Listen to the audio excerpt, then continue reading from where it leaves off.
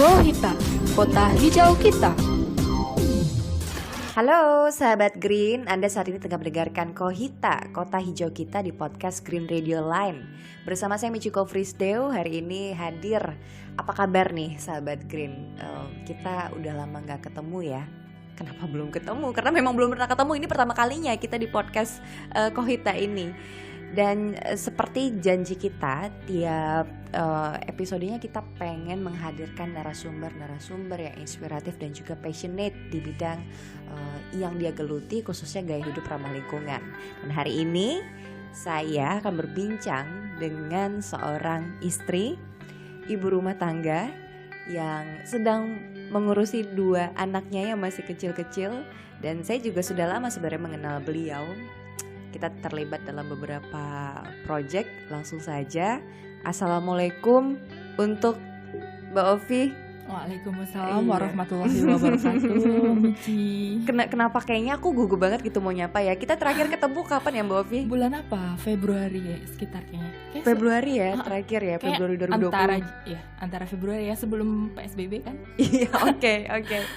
Jadi sahabat Green, mungkin saya perlu menjelaskan sedikit awal mula perkenalan saya dengan Mbak Ovi. Saat itu sekitar tahun 2019 saya mendapatkan informasi ada ibu pegiat hidup minim sampah di Pekanbaru yang pengikut Instagramnya ini cukup banyak. Kalau terakhir saya lihat itu ada 37.200 sekitar itu di Instagram. Dan saya wow, ternyata di Pekanbaru ada orang yang membuat konten-konten simple living, zero waste di Instagramnya. Dan menarik, saat saya DM, Mbak Ovi juga begitu ramah. Bahkan saya saking penasaran ya langsung ke rumah ya Mbak Ovi ya, melihat yang mana sih yang zero waste ala Mbak Ovi gitu. Saya langsung lihat lubang resapan bioporinya, komposnya, terus pemilahan sampahnya seperti apa. Dan makanya kita juga sempat terlibat dalam beberapa proyek terakhir di Pekanbaru Minim Sampah ya Mbak Ovi. Mbak Ovi juga salah satu pendiri di komunitas Pekanbaru Minim Sampah. Tapi masih terhenti karena COVID-19 ini situasi ini ya. Oke. Jadi kita udah kenal dan juga mungkin berinteraksi sekitar 1 tahunan lebih ya Mbak Ovi. Karena waktu itu habis lebaran juga kan, 2019 ya. Iya, oke. Dan kita ngobrol-ngobrol, Mbak Ovi tidak ingin menyebut dirinya sebagai seorang mungkin kita sebut influencer, kreator konten. Tapi bagi saya Mbak Ovi itu adalah kreator konten soal simple living yang banyak menginspirasi di Instagram, juga influencer. Kenapa influencer? Karena pemikiran-pemikiran yang Mbak Ovi bagikan di media sosial, apa yang Mbak Ovi kerjakan itu juga mempengaruhi sedikit banyak mempengaruhi saya yang membaca, bahkan mungkin orang-orang lain gitu loh. Tapi kenapa sih Mbak Ovi nggak menyebut diri itu sebagai atau tidak ingin disebut sebagai influencer, kreator konten? Karena itu berat ya bebannya gitu. Kalau balik lagi ya, saya menyebut diri saya itu sebagai manusia. Posisi saya itu ya manusia. Dimanapun berada, saya akan tetap menjadi manusia. Lalu peranan itu akan tumbuh berkembang seiring kehidupan saya. Misalkan waktu saya kecil, saya seorang manusia, anak dari orang tua saya. Lalu saat saya menikah, saya menjadi seorang istri, seorang ibu gitu. Dan itu yang melekat pada diri saya. Dan sebagai seorang muslim, yang akan melekat pada kita adalah seorang hamba Allah gitu. Nah, kalau di muslim itu, saat kita mengajak seseorang dan kita tidak mengamalkannya, itu kan akan sangat berat. Iya benar banget. Terus nanti ada pertanggungjawaban masalah niat. Apakah yang kita lakukan itu benar-benar ikhlas, hanya mengharap ridho Allah gitu, atau kita itu ada bumbu-bumbu ingin dipuji manusia, ingin diakui yang bukan udah melebihi dari yang sewajarnya gitu ya. Jadi itu sih berat gitu kalau untuk menyebut diri sebagai influencer gitu. Jadi saya tidak ingin membebani diri saya untuk menyebut diri saya sebagai influencer gitu. Terus kayak menjaga niat itu kan sangat berat gitu. Karena kalau di Islam itu akan dilihat suatu perbuatan itu awalannya niatnya udah lurus belum nih. Mungkin ada yang niatnya udah lurus, tapi tiba-tiba di prosesnya dia tergoda gitu. Ternyata kalau aku kayak gini tuh aku bisa dapet ini ya. Ternyata aku bisa berbelok. Terus nanti setelah proses mungkin orang berbelok, orang bisa sadar lagi, kok belok lagi, terus akhirnya gitu. Jadi ada awal, ada proses, ada akhir.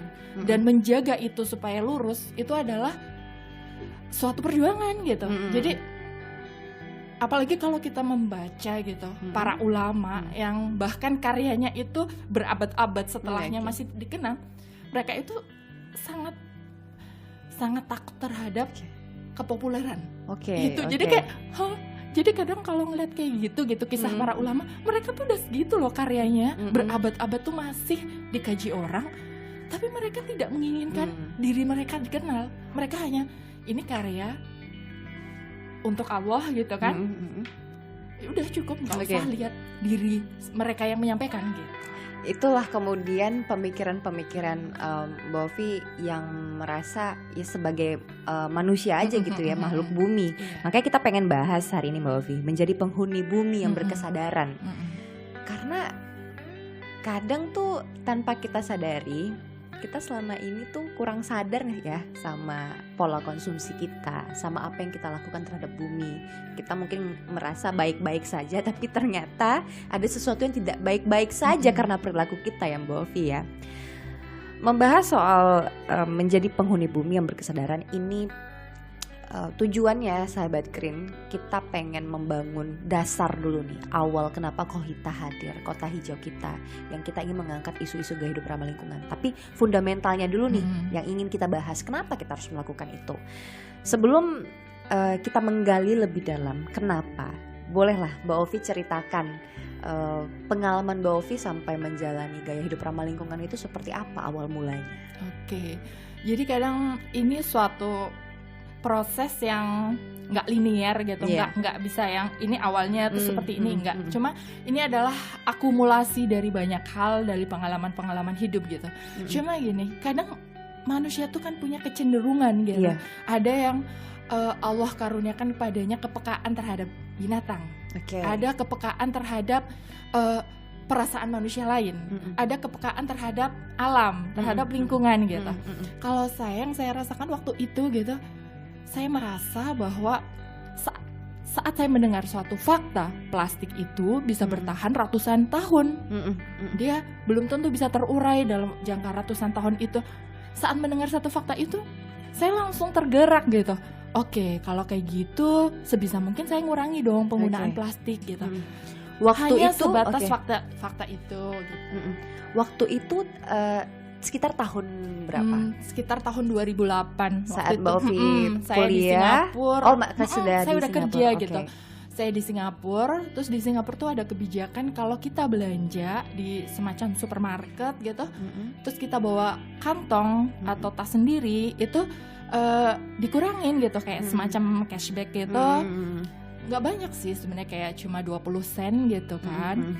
Cuman kita nggak melihat dari nominal gitu, cuma kita lihat dari bahwa tindakan kecil ini itu ada suatu efek kebaikan yang diharapkan gitu. Jadi dari situ itu akhirnya menjadi kebiasaan gitu, karena begitu saya udah melakukan satu hal dan itu baik, kita kan akan berusaha untuk konsisten gitu. Kalau dalam Islam disebut istiqomah gitu.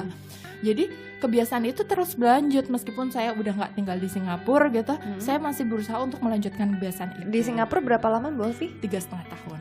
3,5 tahun, jadi sekitar 2007 sampai 2008 sampai 2011. 2011, berarti selama di Singapura ada pemahaman bahwasanya plastik itu sulit diuraikan oleh lingkungan, dan juga dilihat dari di sana pun juga punya kesadaran untuk menghemat plastik sekali pakai itu, atau bagaimana? Sekarang setelah saya punya pemahaman yang lebih menyeluruh gitu, kalau di sana ada suatu fenomena single use ya, yang agak parah juga sih sebenarnya gitu, karena di mereka Singapura.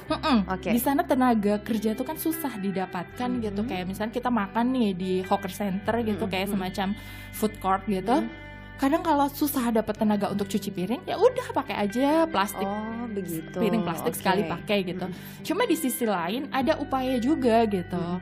Jadi ya kita ambil yang ini baik, kita ikutin ini, kita lanjutkan. Terus waktu itu di sana juga ada dari pemerintahnya itu kan ada program membagikan kantong untuk memisahkan barang-barang recyclable. Oke. Jadi pisahkan nih barang-barang yang bisa di recycle dari plastik, kertas atau kaleng, kondisi bersih gitu. Nanti tanggal tertentu, jadi kantongnya itu udah langsung dikasih tanggal sama mereka. Nanti misalkan nih bulan Juli tanggal 20 ini letakkan di depan masing-masing unit.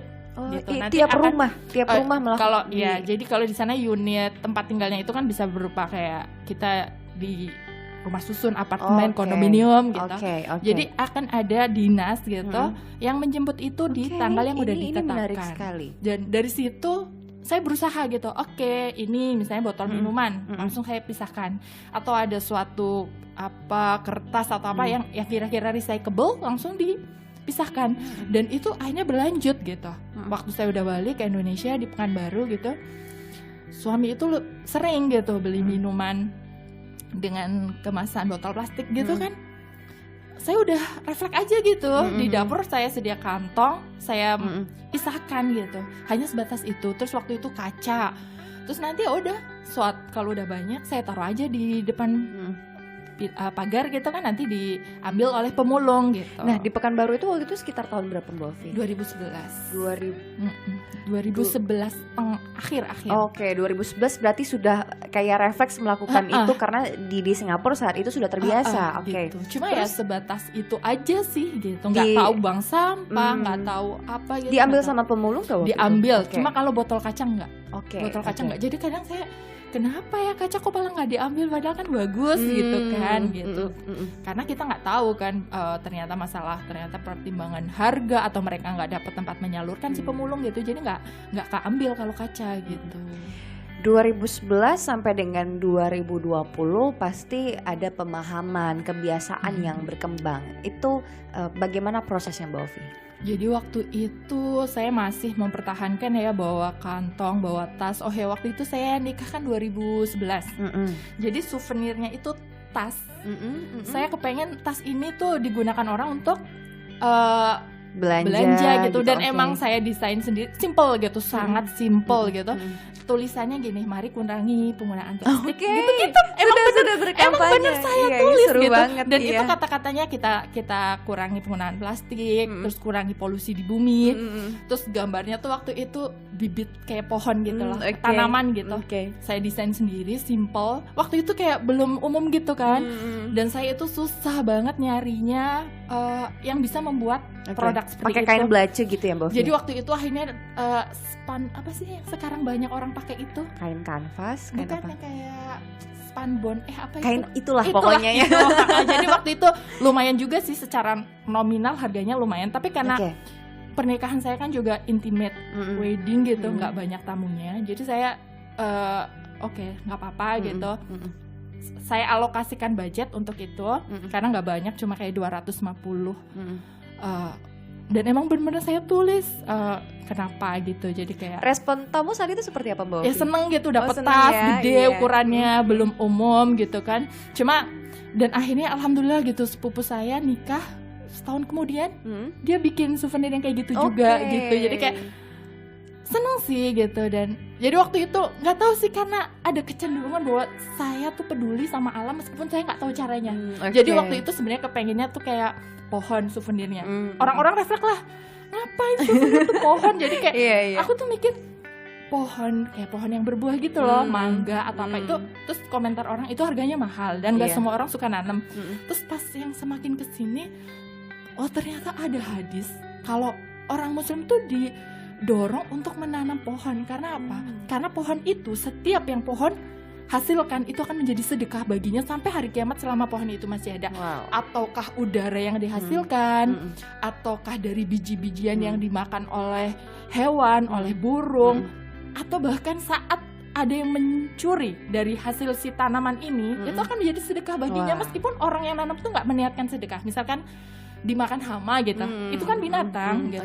Jadi kayak itulah saya merasa bahwa Allah tuh memberikan kecenderungan kebaikan loh pada manusia.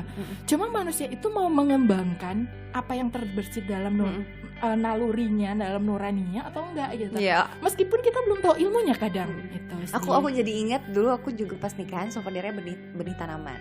Dan semoga kalau tanaman itu masih bertahan sampai sekarang, itu berarti jadi nilai pahala ya Mbak Ovi ya. Gitu. Amin. Oke. Amin. Berarti di nikahan itu udah sampai punya pemikiran untuk mengkampanyekan lewat souvenir pernikahan. Mbak Ovi tuh latar belakang studinya apa sih Mbak Ovi? Arsitektur. Oke. Cuma kalau lebih kepada ngitung-ngitung atau gambar-gambar ya. Maksudnya tidak ada cuma belajar kayak spesifik soal lingkungan. Alma mater kami, Universitas Indonesia tuh sangat filosofis gitu, konseptual.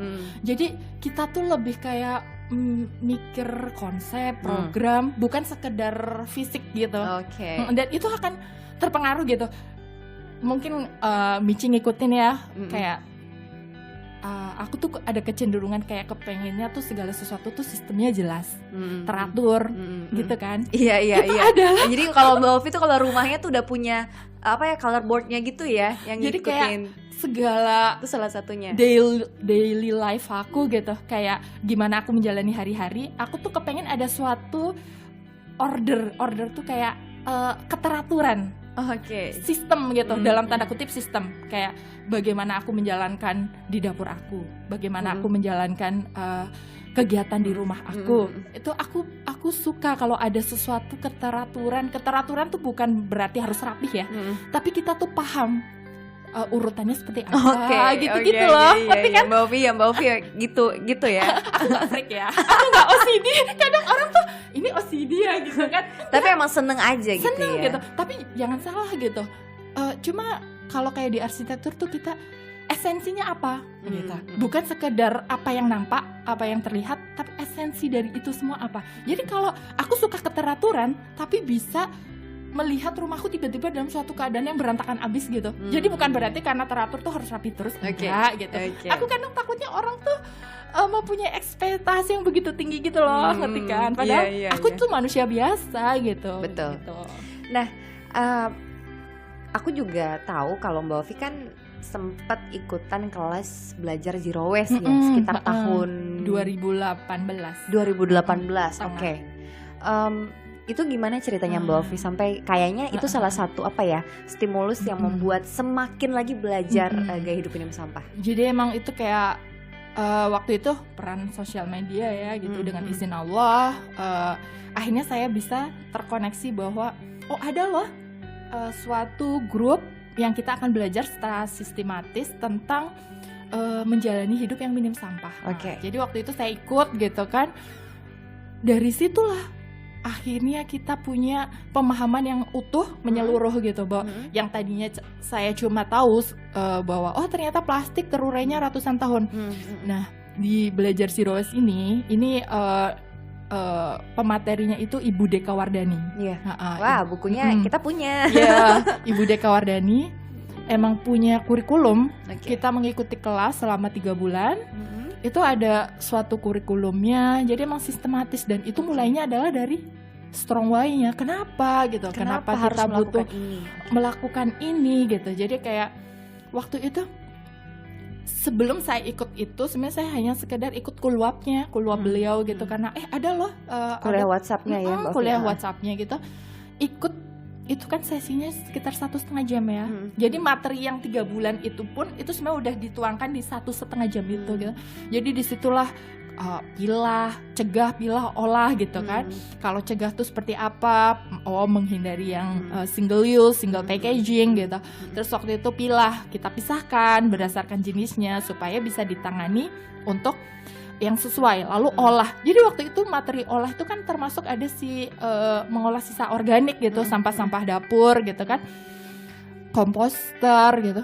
Itu langsung saya praktekkan aja gitu dengan keterbatasan ilmu. Oke, saya udah dengar ini, berarti kita sebagai muslim itu kan tandanya ilmu yang bermanfaat itu emang diamalkan gitu, bukan sekedar wawasan. Akhirnya saya bikin komposter. Waktu itu jarak antara kulwap sampai ikut kelas belajar zero waste yang 3 bulan itu mungkin sekitar 1-2 bulan gitu. Jadi saya udah mempraktekkan sebelum saya ikut kelas. Nah pas di kelas itu nanti kan akan pembahasannya lebih detail gitu. Jadi kayak pembahasan kenapanya aja. Jadi Bu Dini itu memulainya dengan kemana perginya sampah kita. Waktu itu kan saya sangat tergerak karena lihat foto TPA. TPA. Ini TPA tinggi sampahnya tuh berkali-kali lipat dari tinggi manusia loh gitu. Terus akhirnya tahu kan dampak besarnya seperti apa. Jadi setelah dari itu tugas pertama, jadi hebatnya Budini gitu ya, bismillah gitu, Allah mengkaruniakan lewat beliau itu, karena beliau kan seorang mantan dosen gitu. Jadi emang ngena-ngena banget tugasnya gitu. Tugas beliau itu juga Bapak latar belakangnya arsitektur ya? Oke, ITB sama ya beliau. Mbak. Jadi tugas-tugas itu ternyata yang akan menguatkan, satu, pemahaman kita, dua, kita akan mencari fakta, data. Jadi bukan sekedar rasa-rasa aja, tapi data. Yang ketiga adalah memantapkan kembali gitu. Jadi dari situlah akhirnya kayak kemana perginya sampah kita, akhirnya kita jadi tahu kan lebih dalam bahwa oh, dampak negatif yang akan timbul dari sampah itu apa. Selama ini ternyata sampah-sampah yang kita anggap udah beres, kalau kita udah keluarkan dari rumah kita udah bersih gitu ya, nyaman gitu kan. Nyaman. Ternyata saat kita taruh di depan lalu diangkut petugas, itu akan dibawa ke TPS, lalu akan dibawa ke TPA, tempat pemrosesan akhir. Nah, di TPA itulah kayak awal mula gunungan masalah gitu kayak. Oke. Kita akan membahas itu spesifik nanti. Dan mungkin sahabat Green juga pengen tahu nih Mbak Ovi. Terus setelah perjalanan 2007, terus ikut kelas belajar zero waste. Kalau kita hitung dari 2007 berarti udah 13 tahun ya Mbak Ovi sampai di 2020 ini. Apa aja sekarang yang sudah Mbak Ovi lakukan di rumah soal gaya hidup ramah lingkungan? Jadi kalau kita ngikutin dari ini ya, langkah-langkahnya Bu Dini, cegah, pilah, olah gitu, supaya mudah gitu. Atau kalau sebenarnya kalau istilah di luar negeri 5R ya, reduce, reuse, recycle, rot, mengkomposkan gitu. Jadi cegah. Sekarang kita mencegah apa-apa yang berpotensi menjadi sampah. Biasanya tuh apa sih? Barang sekali pakai, kemasan sekali pakai. Contohnya apa?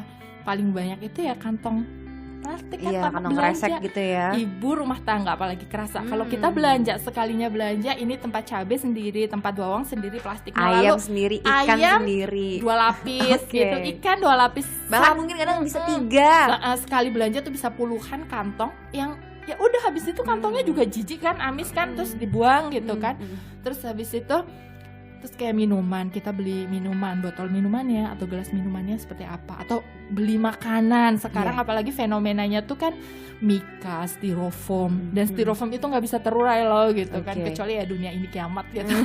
Jadi dari situ mulailah kita kurangi gitu. Jadi apa selagi bisa kita bawa kantong belanja sendiri, bawa keranjang belanja sendiri, bawa wadah sendiri. Minuman kalau bisa kita bawa wadah. Kalaupun kita beli minuman, misalkan diisi kayak minuman, misalnya kayak kopi atau apa, kan kita bisa isi ke botol kita gitu. Jadi yang seperti itu. Terus itu sekali pakai tisu ya gitu. Jadi kita udah kalau saya sendiri udah nggak beli tisu gitu. Cuma kalau kayak suami sesekali. Cuma kayak kemarin pandemi sempat ada, oh ini filter masker tuh pakai tisu basah gitu, sempat beli itu. Cuma artinya kalaupun kita beli, kita tuh mempertanggungjawabkan, dan itu ada alasannya bahwa ini tuh sesuatu yang darurat gitu. Dan dalam Islam sendiri pun darurat itu kadang memperbolehkan sesuatu yang nggak boleh gitu. Kadang ada maslahat mudarat, kita mempertimbangkan bahaya dan manfaat mana nih yang lebih. Ini kan kayak hubungannya sama kesehatan, sama nyawa gitu. Dan nyawa di Islam itu kan sangat dihargai gitu. Jadi kayak termaafkan gitu kan. Gitu. Terus apalagi nih kalau dari cegah? Itu kan cegah udah ya.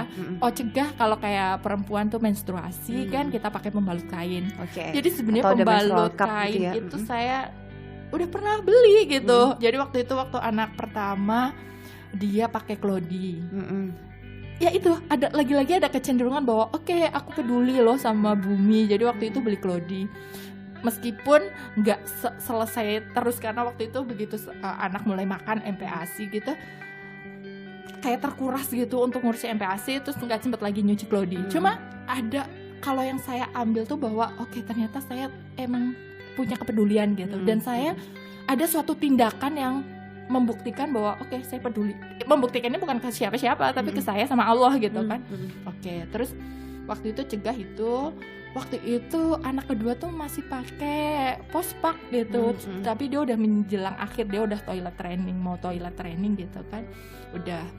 Terus kalau pilah itu ya pisahkan kan. Jadi di rumah tuh udah dipisahkan. mana nih yang recyclable bisa disalurkan ke bank sampah, karena akhirnya kan terus tahu bank Ada sampah, bank sampah di dan ternyata Pekanbaru. dekat gitu. Terus mana yang sebenarnya ini recyclable tapi karena kondisinya tuh nggak bisa di recycle, diapain kayak misalnya kertas yang kotor atau apa. Terus habis itu ada barang-barang yang nggak bisa diterima. Sebenarnya itu mungkin bisa didaur ulang, tapi karena nggak ada yang mau menerima, akhirnya bagaimana gitu. Itu kan dipisahin lagi. Sama yang paling penting itu ya sampah organik gitu, sesuatu yang hasil sisa kita makan gitu, kayak sisa kulit buah, batang sayur gitu kan. Dan itu justru yang paling banyak loh gitu. Jadi kalau mau dibayangkan tuh skemanya di rumah Mbak Ovi itu seperti apa sih? Misalnya ada kita beli sabun, kita beli minyak goreng dan lain-lain, kan diletakkan ke tempatnya. Terus wadahnya setelah itu proses seperti Jadi apa? kayak gini, kayak misalkan nih sekarang kita pakai habis beli minyak goreng gitu. Minyak goreng itu kan pakai kemasannya plastik atau mungkin jerigen. Kalau saya beli yang masih kemasan plastik kan, kayak 1 liter 2 liter. Biasanya saya masukkan ke wadah di rumah kami tuh pakai botol sirup bekas, botol kaca. Jadi akan saya tuang ke beberapa botol, misalnya minyak 1 liter ke 2 botol gitu kan. Lalu pouchnya itu, kantongnya saya cuci dalamnya, lalu saya lap gitu. Jadi di dapur saya tuh sedia lap dari handuk bekas. Jadi kalau plastik-plastik yang seperti itu, begitu cuci langsung lap, langsung masuk kantong. Oke, ini kantong untuk plastik-plastik kemasan yang tidak bisa diterima di bank sampah. Tapi kalau kayak misalkan yang diterima bank sampah nih, kayak misalkan shampoo gitu, habis pakai shampoo, habis kan botolnya ada, dan kita kan sekarang masih belum menemukan refill kan gitu. Jadi botolnya itu saya masukkan ke kotak tersendiri. Ini kotak-kotak barang yang bisa diterima oleh bank sampah gitu. Dan jadi, akhirnya udah ada pembagiannya. Kalau sisa organik gitu kayak batang sayur, kulit buah, saya sedia tuh kayak ada toples bekas. Jadi toples bekas, sisa-sisa itu kalau saya habis rajang-rajang, iris potong-potong, saya masukkan ke toples itu, bertutup gitu.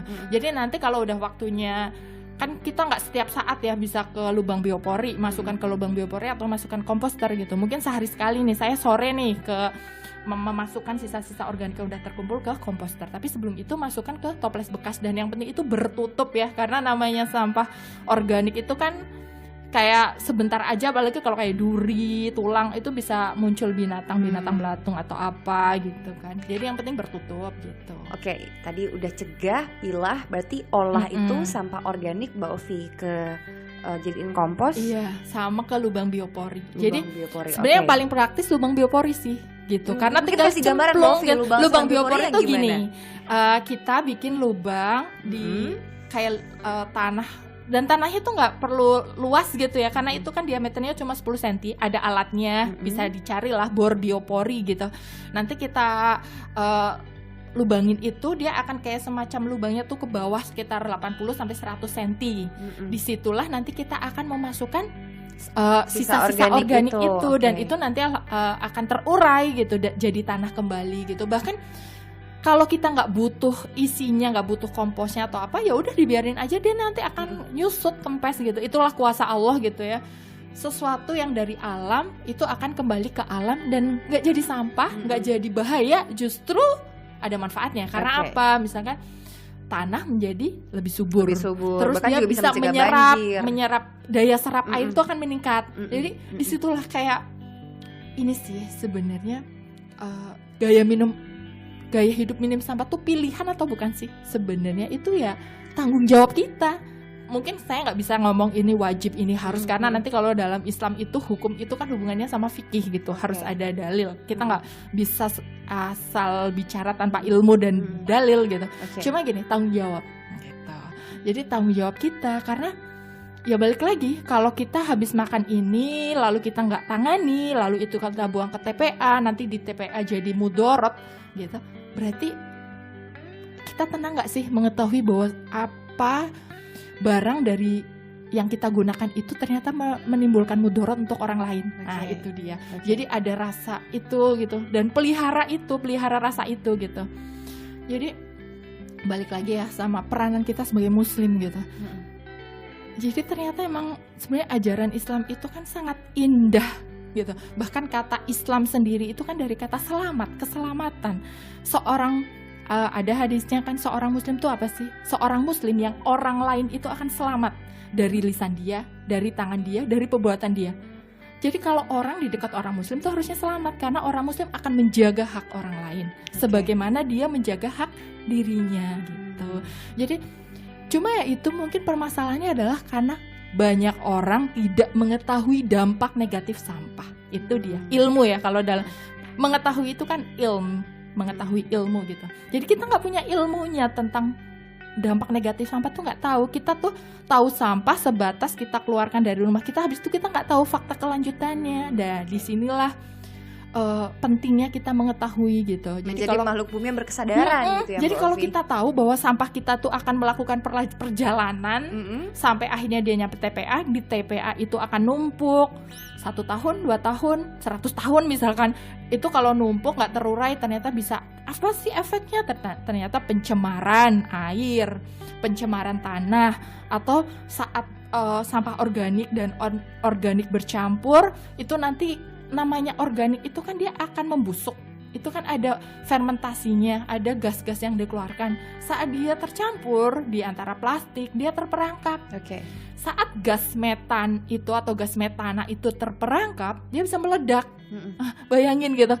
Jadi kalau kayak di Bandung itu dulu di TPA Lewi Gajah itu kan hujan, akhirnya ada ledakan, longsor, akhirnya TPA yang lokasi TPA itu longsor, akhirnya dia menimbun 2 kampung. Bayangin dong, dan itu yang meninggal ratusan gitu. Rumah-rumah tertimbun 2 kampung. Jadi kayak, itu cuma sampah gitu.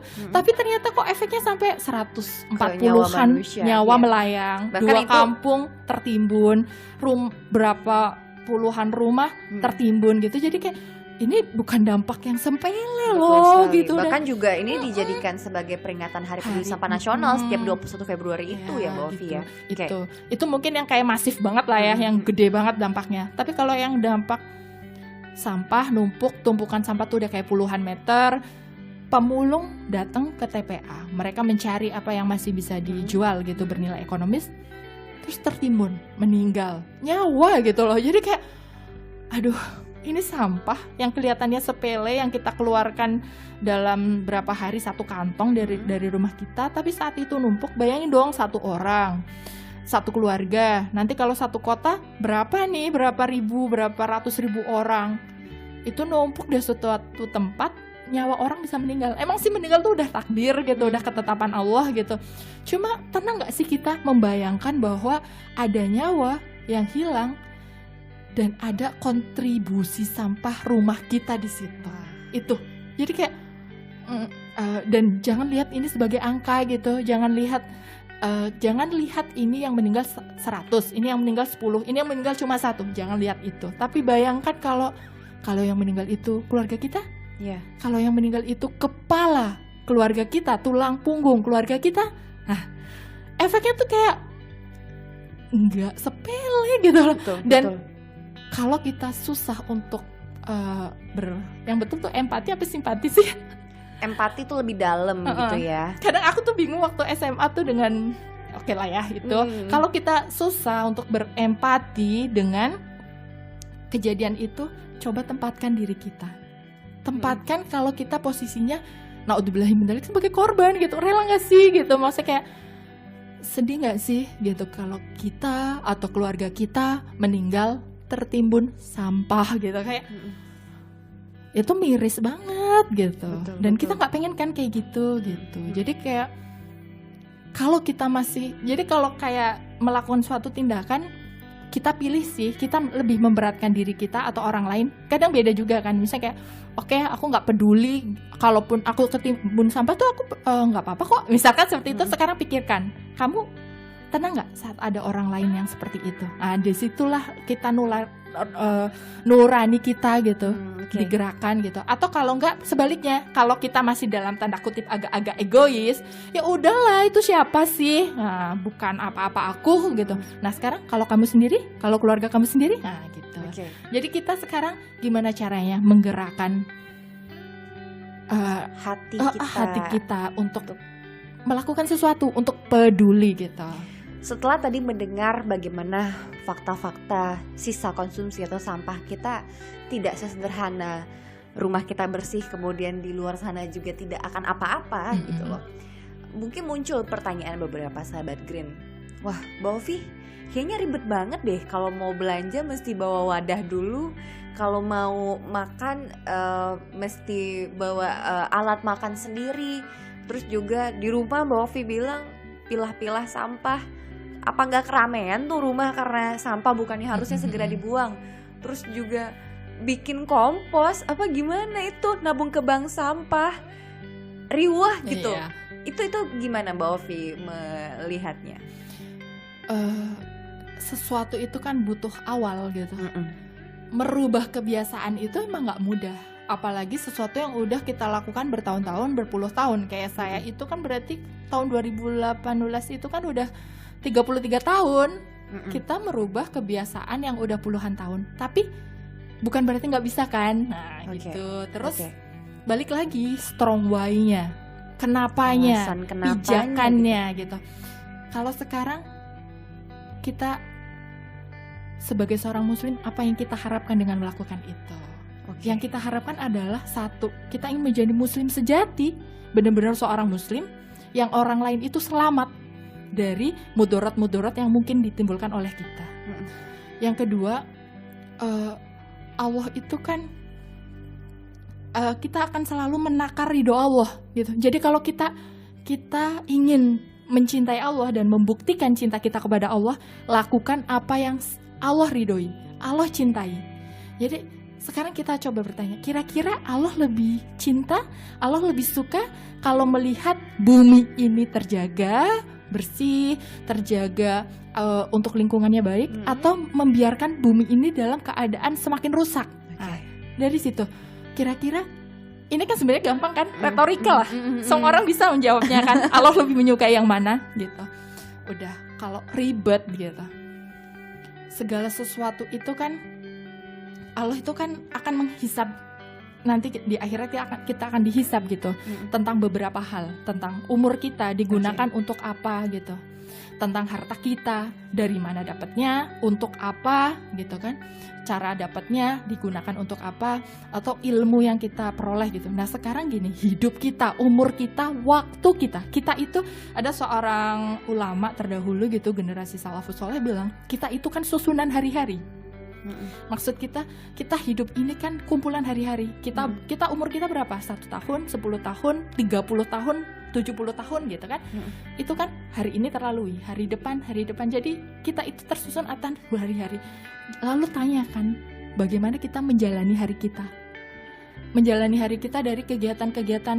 Kalau yang kayak kebutuhan fisik kita kan makan, tidur gitu misalkan, makan, tidur, terus nah di proses makan itu apa? Ternyata di proses makan itu ada kan sampah yang kita hasilkan. Kita nggak mungkin dong makan kangkung itu sampai akar-akarnya gitu.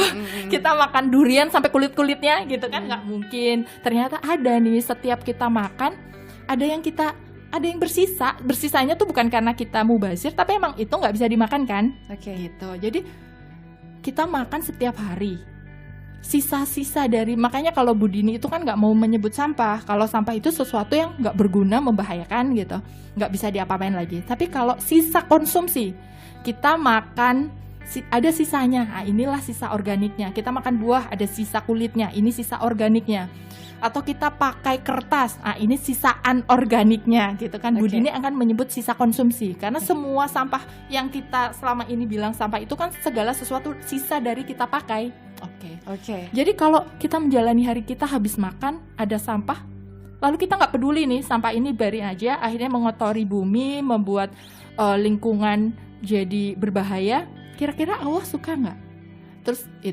Terus yang ada lagi definisi, kenapa sih kita diciptakan sama Allah?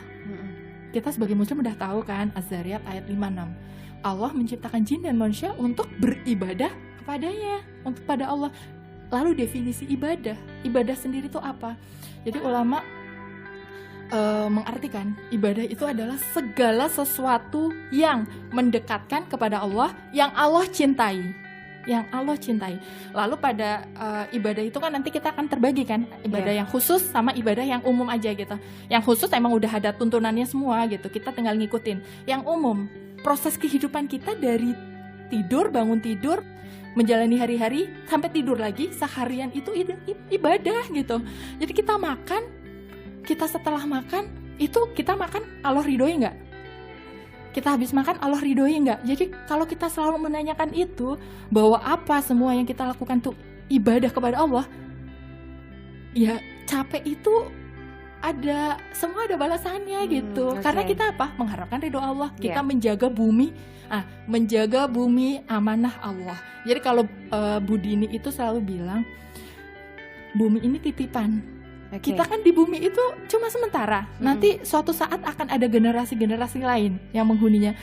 Dan adab seorang, kita kan lagi dipinjamin bumi nih selama hidup kita aja. Nanti kalau kita udah mati, kita nggak pakai bumi lagi. Adab seorang peminjam yang baik adalah menjaga yang dipinjam.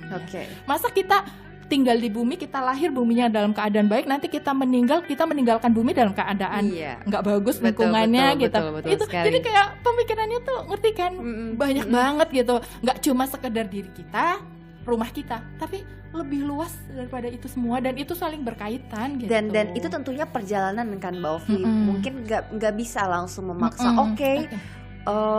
Sudah hemat plastik sekali pakai, langsung bisa menabung ke bank sampah, bikin biopori, kayak dipaksa di dalam satu waktu, kayaknya enggak ya Mbak Ovi, pelan-pelan. Semuanya tuh punya perjalanan. Apalagi Mbak Ovi dari 2007 sampai dengan sekarang ada sekitar 13 tahun. Nah kemudian Mbak Ovi melihat tidak zero waste lifestyle, gaya hidup minim sampah, ini bersinggungan sama eating clean, makan sehat, makan bersih, terus atau juga hidup minimalis, apalagi ya, mindful living, hidup yang berkesadaran. Mbak Ovi tuh melihat singgungan itu tidak? Jadi bahwa pada akhirnya kita sedang menuju suatu kebaikan kan. Kita ingin semua hidup kita tuh baik. Baiknya itu nggak cuma untuk diri kita, tapi untuk orang sekitar kita, lebih luasnya untuk bumi gitu kan. Jadi saat kita udah melakukan ini, emang akan berkaitan gitu. Akhirnya kalau kita soal gaya hidup gitu. Ini sebenarnya ada kata-kata yang kayak saya sendiri sebenarnya kurang serak dengan gaya hidup. Soalnya kalau gaya hidup itu kayak pilihan opsional kan, boleh melakukan, atau boleh enggak. Tren gitu ya. Tapi kalau kayak pilihan cara menjalani hidup, panjang ya.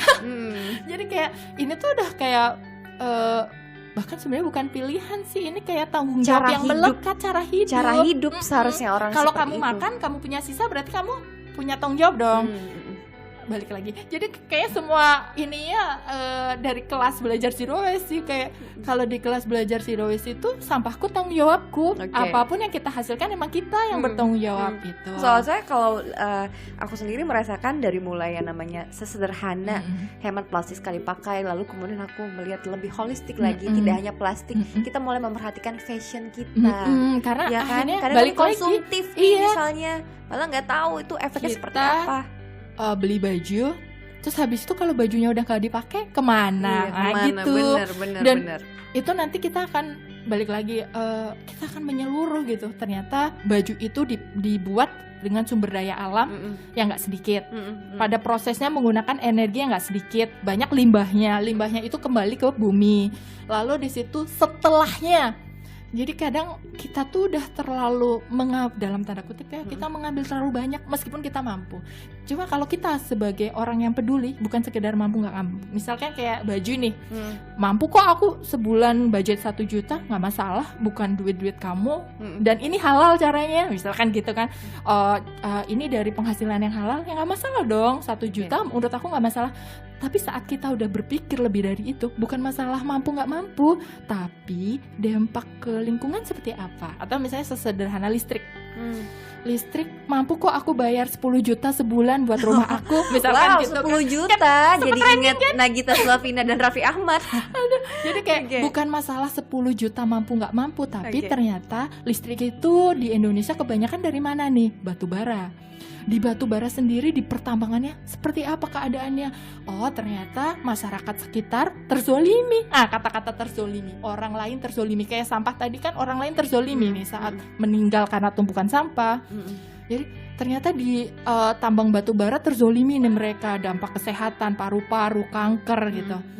Jadi bukan sekedar kita mampu nggak mampu, tapi kita harus peduli dengan efek menyeluruh gitu. Betul. Jadi memang Zero Waste ini mengajarkan banyak aspek-aspek lain yang lebih holistik lagi. Iya. Nah, ini kan sesuatu yang mungkin kita bisa bilang belum familiar sama kebanyakan masyarakat, belum jadi pengetahuan umum yang semua orang tuh tahu gitu loh.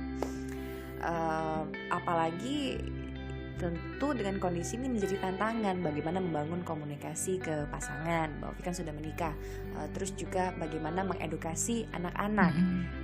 Kalau mau diceritain lagi pengalaman aku nih, itu cukup butuh usaha juga mengedukasi. Jangankan mengedukasi masyarakat ya, mengedukasi keluarga juga butuh usaha ya Mbak Ovi. Mbak Ovi tuh gimana? Mungkin boleh bagi pengalamannya juga.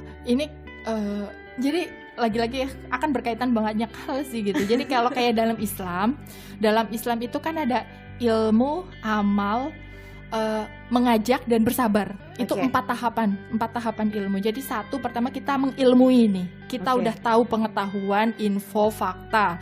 Lalu kalau kita mengetahui berarti selanjutnya ilmu, selanjutnya amal. Diamalkan. Jangan cuma sekedar jadi wacana gitu. Tapi apa nih bukti nyata setelah kita tahu itu gitu. Yang selanjutnya adalah mengajak. Kalau dalam agama misalkan ajaran Islam dakwah gitu kan. Kalau mengajak orang lain untuk melakukan kebaikan ini, atau amar ma'ruf, mengajak kebaikan, mencegah keburukan, nahi mungkar, amar ma'ruf, nahi mungkar. Yang selanjutnya sabar, karena untuk kita mengajak seseorang itu kita butuh kesabaran. Nah, lalu bagaimana saya menakar diri saya? Saya itu orang yang nggak pandai ngajak-ngajak. Oh gitu ya Mbak Ovi, sebenarnya seperti itu. Saya nggak pandai ngajak, terus saya nggak pandai ngajarin orang, dalam artian, dan emang kita nggak ngajarin sih kalau kayak gini kan, karena orang lain tuh butuh kesadarannya sendiri. Yang kita lakukan akhirnya kita melakukan, kita menjadi contoh, karena ajakan yang terbaik itu lewat keteladanan kan. Pendidikan yang terbaik itu lewat keteladanan. Kalau kayak anak-anak ya mereka melihat dan mereka akan melakukan gitu. Jadi kayak ibaratnya kita mau ngajak kayak apa, kalau kita nggak melakukan ya akan susah gitu. Atau sebaliknya, bahkan saat kita nggak ngomong pun, kalau kita melakukan anak akan melihat kita gitu.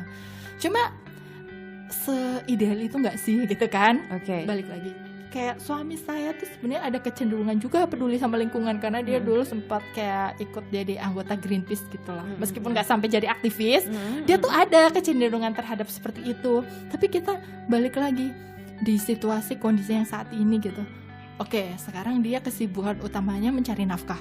Dalam hal ini saya full ibu rumah tangga, nggak ada penghasilan gitu. Meskipun namanya rizki itu berarti rizki keluarga kan. Tapi lewat dia semua. Jadi saya cukup menakar diri bahwa dia mungkin ribet lah kalau dia harus. Saya nggak bisa menuntut dia untuk menjalani seperti yang saya jalani. Tapi yang penting disyukuri adalah dia mendukung. Dia tidak menghalangi saya menjalankan ini.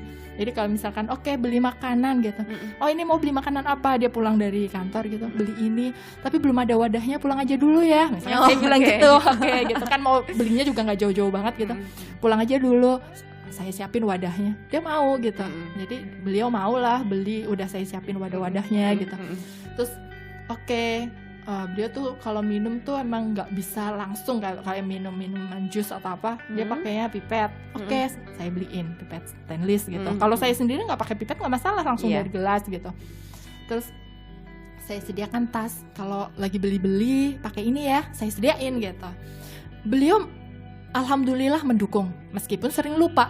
Tapi adalah yang patut disyukuri, beliau tidak menentang gitu.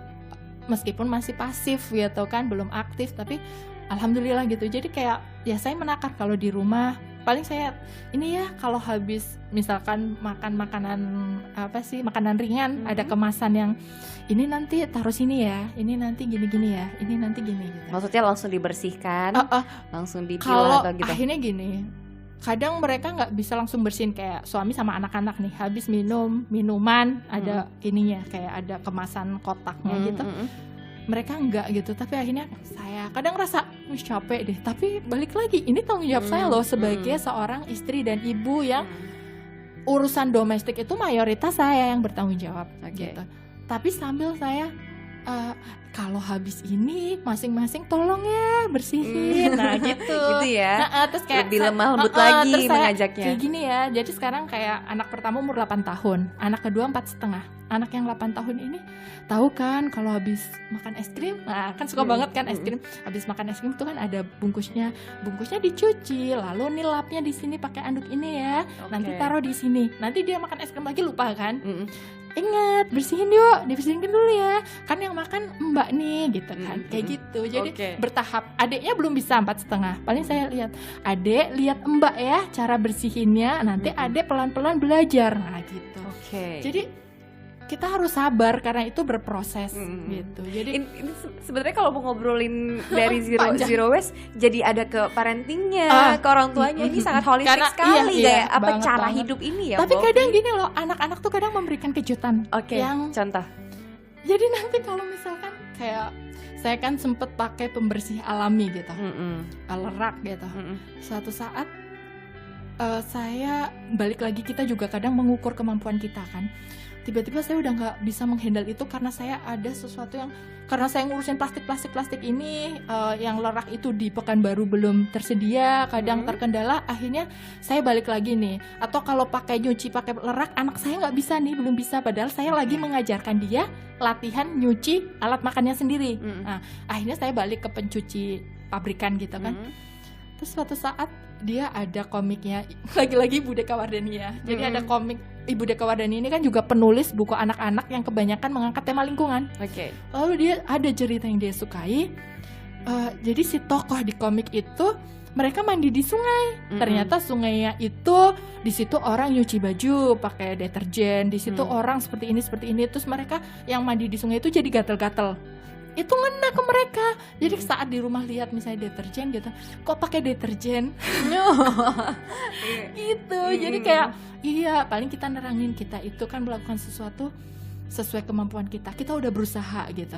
Ternyata kita di sini belum mampu, tapi kita tetap berusaha kan gitu. Jadi kadang yang seperti itu. Terus kayak si yang anak nomor 1 ini kan hobi banget baca. Dia punya setiap bulan tuh dia punya program gitu, jatahnya itu 1 komik pengetahuan umum. Jadi dia punya programnya adalah buku agama gitu, kayak kisah-kisah dalam Islam. Maksudnya ini program kami sebagai orang tua, dan dia udah tahu kalau dia punya punya jatah itu, dia punya hak itu. Jadi setiap bulan kami menyediakan buku yang Islami gitu sama buku umum. Oke. Yang buku umum itu dia komik pengetahuan Y itu kan. Jadi nanti dia milih gitu. Oh, tema. Jadi waktu itu dia ada climate change, perubahan iklim, tema air. Dari situ dia banyak belajar. Dan mungkin itu akan lebih mudah dia pahami karena yang dia baca dia lihat sebagian di rumah. Misalnya kayak perubahan iklim nih, ternyata kita harus seperti ini, kita begini melakukan ini supaya hemat energi. Nah, dia lihat itu di rumah. Jadi kalau saya biasanya nerangin, kami itu di rumah punya apa sih namanya, bukan kebiasaan ya, apa ya, kita berusaha menerangkan anak segala sesuatu itu berdasarkan sebenarnya, tapi disesuaikan dengan bahasanya gitu. Jadi misalkan lampu nih, lampu kalau kita udah nggak di ruangan itu kita matikan ya. Kenapa kita matikan? Kita hemat energi. Nanti dia tanya energi itu apa? Ini tuh gitu. Nanti kita terangin dengan bahasa yang mudah dicerna. Jadi nanti, dan itu anak itu kan kayak spons gitu, nyerapnya tuh kuat. Nyerapnya luar biasa. Kita memberitahu kepada dia akan menerima itu, dan jika itu suatu kebaikan dia akan mempertahankan itu sebagai standar dia. Nah, jadi kita emang nggak bisa main-main gitu sama anak-anak, dan kita harus konsisten meskipun kita capek, meskipun kita apa, kadang kita harus konsisten karena lagi ada anak yang melihat kita. Gitu. Ini seru banget loh ngobrol sama Mbak Ovi, itu membuat saya terkesima. Kalau bahas aspek yang lain, makanya tadi sempat singgung, ini bisa ke parenting lagi nih bahasannya, bagaimana komunikasi orang tua ke anak. Iya, semua akhirnya itu menyeluruh ke seluruh kehidupan kita gitu. Holistik ya. Nah, Mbak Ovi, terakhir di Kohita hari ini, 3 alasan kenapa kita harus menjadi penghuni bumi yang berkesadaran. Ini sebagai resume dari perbincangan kita juga kali ini. Yang pertama, balik lagi tadi kan definisi seorang muslim sejati. Seorang muslim sejati adalah yang orang lain atau pihak lain selamat dari lisan dia, tangan dia, perbuatan dia. Jadi kita itu adalah orang yang menjaga keselamatan. Yang pertama itu. Yang kedua, semakin baik keimanan seseorang akan sejalan dengan baiknya akhlak, adab. Itu dia. Jadi kalau ilmu kita selama ini kan belajar iman, tauhid, bagaimana kita mentauhidkan Allah, keimanan kita, akidah kita. Tandanya tuh apa? Akan semakin baik adab dan akhlak kita. Adab dan akhlak tuh apa? Adab dan akhlak dalam Islam itu adab yang tertinggi terhadap Allah. Jadi adab terhadap Allah, adab terhadap Rasulullah, adab terhadap sesama makhluk. Makhluk itu apa? Ada makhluk hidup, ada makhluk nggak hidup. Segala yang Allah ciptakan itu namanya makhluk. Berarti makhluk itu apa? Manusia, keluarga kita, orang-orang di sekitar kita. Bumi itu makhluk, hewan itu makhluk, air, tanaman, tumbuhan, semua itu makhluk. Berarti kita harus menjaga adab terhadap semuanya. Adab terhadap Allah, terhadap Rasulullah, terhadap sesama makhluk. Jadi di situ kita menjaga bumi itu bagian dari adab, adab terhadap alam, gitu kan. Jadi kan udah dicontohin gitu bagaimana Islam menjaga adab terhadap alam gitu. Kayak misalkan kita kan ada hadisnya kalau kita lagi mau kurban, saat kita menyembelih jangan kita saat kita mau berkurban itu jangan kita mengasah pisau di depan hewan kurbannya, karena kita udah membunuhnya sebelum menyembelihnya betulan. Hal yang seperti itu aja detail sekali dalam Islam. Kita nggak boleh menebang pohon sembarangan, kita nggak boleh menyumbat saluran air. Itu Islam tuh sangat perhatian terhadap alam. Nah, berarti sekarang kalau kita ingin jadi orang yang semakin baik keimanannya, berarti akhlak adab kita harusnya semakin baik gitu. Jadi kadang kan selama ini kadang nggak bisa dipungkiri gitu, kadang ada sebagian yang kayak yang penting kan kita menjaga hubungan kita sama Allah, ibadah kita baik gitu, kita melakukan ibadah-ibadah yang wajib, yang sunnah, yang hubungannya sama ritual gitu kan, yang kayak sholat, puasa, Al-Quran gitu. Dan jaga alam tuh kayak dalam tanda kutip ngapain tuh, nggak penting gitu kan. Misalkan padahal kalau kita mau mempelajari adab akhlak secara menyeluruh, ini juga sangat dianjurkan loh dalam Islam gitu. Jadi satu sebagai muslim sejati. Yang kedua adalah bentuk wujud adab akhlak kita. Yang ketiga nih, yang ketiga pertanggungjawaban sih, karena kita pertanggungjawaban. Lagi-lagi hubungannya emang karena sebagai hamba Allah kan kita pertanggungjawaban kita, hisab kita nanti. Siap nggak kita mempertanggungjawabkan atas semua pilihan hidup kita, atas semua yang kita kerjakan selama hidup kita. Kita sedang menyiapkan jawaban. Gitu. Baik, jadi sahabat Green, semoga perbincangan hari ini bisa menjadi pemahaman ataupun pengetahuan, membangun dasar gaya hidup ramah lingkungan itu apa strong way-nya ya Mbak Ovi ya, atau apa alasan yang mendasarnya. Semoga setelah ini sahabat Green yang sudah melakukan cegah pilah olah sampahnya semakin lebih konsisten, dan yang belum memulai bisa mengetahui lebih lanjut apa sih maksudnya cegah pilah olah. Jangan terbebani, lakukan apa yang bisa dulu, karena itu kan kayak kami di keluarga kami itu kan perjalanan yang intens ini 2 tahun. Kita pilih dulu nih dari cegah pilah olah mana yang bisa kita lakukan dulu.